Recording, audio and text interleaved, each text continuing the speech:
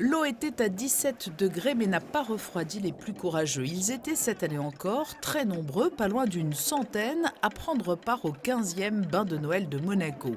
Parmi eux, des personnes de tous âges, emmenées par un tandem Conseil national, Conseil communal en la présence de la vice-présidente Brigitte Boccon-Pagès et de Jacques Pastor. Et parce qu'il faut être prudent lorsque l'eau est si froide, une troupe tahitienne avait été conviée pour un petit échauffement en musique au rythme du tamouré, la célèbre danse polynésienne. Est-ce que vous êtes prêts? Ouais. J'ai pas entendu.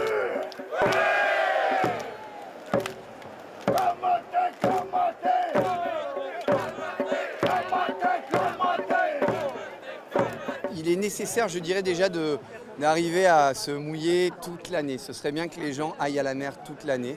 Ça fait énormément de bien aux défenses immunitaires, ça ravigote, on va dire. Ça, c'est la première chose. Néanmoins, il faut s'échauffer. On l'a vu, les gens attendaient avec impatience d'aller dans l'eau, mais ne voulaient pas s'échauffer. C'est comme ça qu'il peut y avoir un petit problème. Donc, ce qui est important, c'est de s'échauffer, bouger. Donc, soit on met de la musique de Noël, le sempiternel I Wish You a Merry Christmas, ou alors, nous, on avait aujourd'hui, cette année, opté pour de la musique polynésienne. On a permis de pouvoir faire un haka aussi. Alors, l'année dernière, on avait eu Annette Shine qui nous avait chauffé les troupes. Cette année, c'est la Polynésie. Quand on est chaud, on peut rentrer dans l'eau beaucoup plus facilement. Après cet échauffement, la joyeuse troupe s'était lancée sans aucune hésitation. Tous les participants ont plongé dans l'eau qui était plus remuante que les années passées en raison de l'épisode pluvieux des jours précédents. Émulation de groupe ou challenge personnel, à chacun sa motivation et sa technique. Je dirais que c'est un savant mélange des deux. Ça fait des années que je le fais. On essaie de motiver les amis, on essaie de motiver la famille.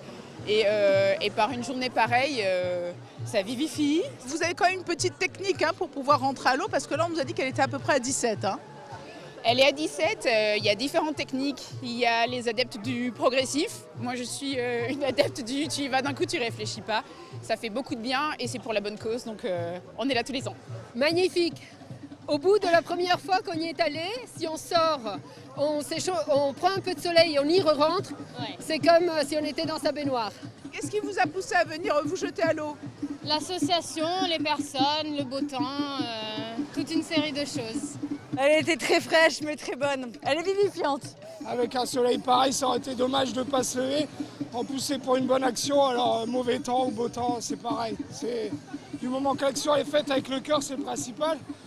Et puis on joue à l'utile à l'agréable. Et effectivement, tous ces baigneurs, au-delà du petit exploit qu'ils ont accompli, se sont réunis pour soutenir l'association Happy End, très active sur toute la région, au service des personnes souffrant de handicap. L'association Happy End, elle œuvre pour les personnes en situation de handicap. Donc une fois par mois, on organise des activités, soit sportives, soit culturelles.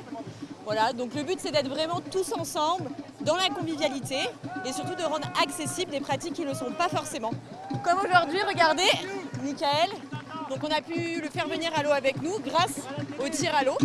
Donc voilà, il a pu aussi faire l'activité avec nous. Les sommes récoltées vont notamment contribuer au financement de la construction de logements mixtes à Cagnes-sur-Mer pour des valides, mais aussi et surtout pour des personnes en situation de handicap, afin de faciliter leur inclusion sociale.